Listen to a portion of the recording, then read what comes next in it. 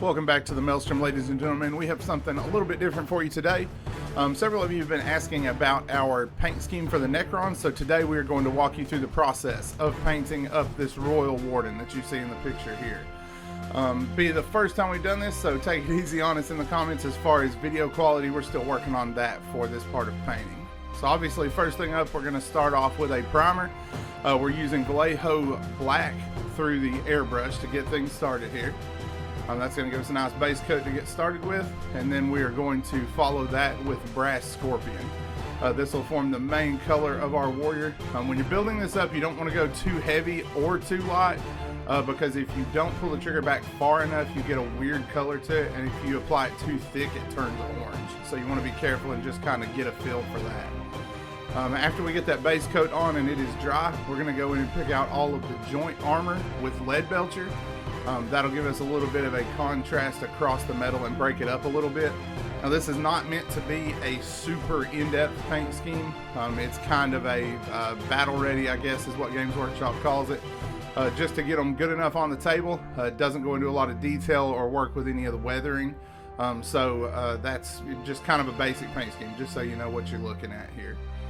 So we're going to put that on all of the joint armor. If you make any mistakes here, it's super easy to just go back and pop some Brass Scorpion over the other areas, especially once you've got your airbrush figured out and you can get a natural coat of Brass Scorpion laid down. Alright, and then we're going to work over all of the joints with that. That we don't do anything with the gun there or any of the cables. It's just going to be all the joints and under armor. Give those a coat, and then after we get done with that, we're going to be going back over to the airbrush station once that's dry. Alright, we're back at the airbrush now. We're going to be working some gnome oil over it through the airbrush. Now with this, you don't want to go very light or super heavy. You kind of just want to coat the surface. And you want to make especially sure that you don't overdo this step. It's not going to look like it's doing a lot at first, but once that dries, it does make a really nice transition. You can see there he's a lot darker than he was before. Like I said, just don't go heavy with that. Alright, this is Raykarth's Flesh. We're going to paint any onks or any of our Dynasty symbols with this. This is going to cover his chest onk, the little hieroglyphs beside it, or whatever you want to call those, the little Necron symbols, and then also the badge across the center of his head marking him out as one of the elite.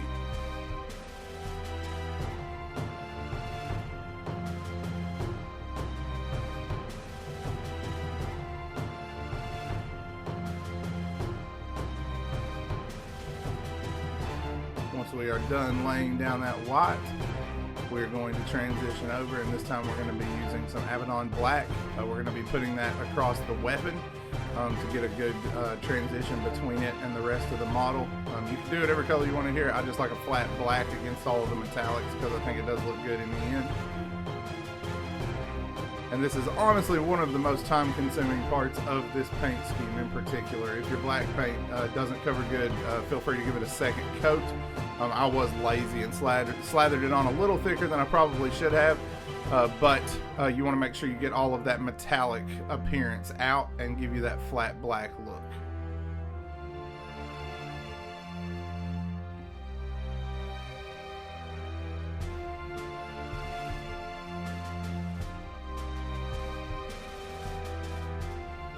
Now that we've got the black laid down, we will be moving on to our next step.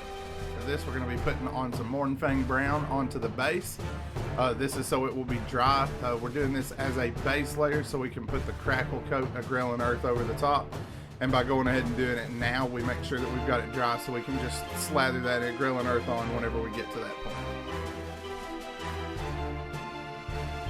The next detail to pick out is Corn Red. I use this for any of the smooth power cables.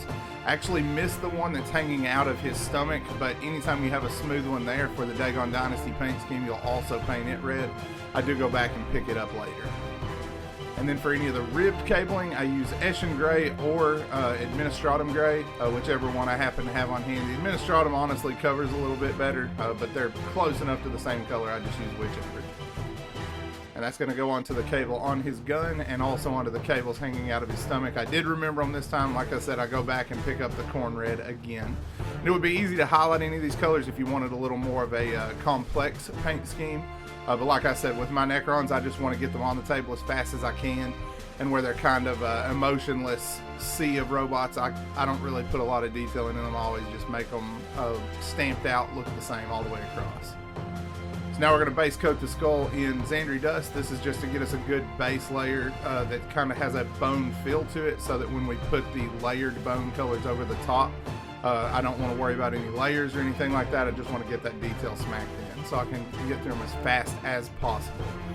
Then we're going to go in to the Gauss rods. We're going to hit those with Caliban green to give us a base, and then we're going to work the rest of that color up with the air gun. But we're going to start out with the Caliban green to get a base coat for the airbrush to work over. Alright, and then we're going to touch the eyes the same. And then the eyes, I don't show the rest of them, but you're going to highlight up with warpstone and then moot green, which you'll also see what that looks like across the barrels of the gun here in just a minute. Then we're going back in with a shabty bone on the skull. We don't want to get that super thick. You want to get all of your brush marks out of it, but you want to work with it thin enough that it's kind of transparent and shows through and lets the xandry bleed through just a little bit. And it gives you enough of an effect that you can get by with that without having to worry about going back and doing any washes or highlights. With it being a base detail, like I said, I'm in a hurry with this army. I'm battle ready in this, so I don't want to go into any more detail with that. Next up, we're going to put the agrellin earth onto the base. This is going to give us a crackle coat, which I really like on the Necrons. Gives them that dead planet look. First, I always go in, put a smooth layer around it. You don't want to be you want to be generous with this. You don't want to be stingy. And then once you get that base layer, anywhere where you want thicker crackles, go ahead and splatter a little bit thicker patches to get the crackle built up. Next up, we're going back to the air gun to finish up the glow effect on the Gauss rods. We're starting out with warpstone glow here, and I just let that spill over onto the bottom so it looks like it's glowing. And then we're coming back in with moot green to finish that highlight off.